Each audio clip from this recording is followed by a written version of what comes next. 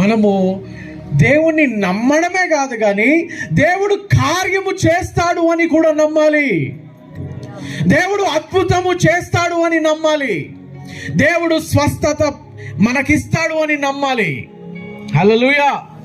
ఏం చేసినావు? దేవుణ్ణి నమ్ముకున్నావు అంటే, అయ్యా నేను దేవుణ్ణి నమ్ముకున్నాను, అది ఒక్కటే సరిపోదు.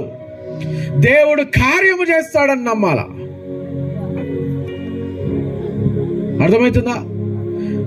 మనకున్న రోగము తీసేస్తాడని నమ్మాలా, మనకున్న వ్యాధిని తొలగిస్తాడని నమ్మాలా, మనకున్న అప్పును తొలగిస్తాడని నమ్మాలా. హల్లెలూయా.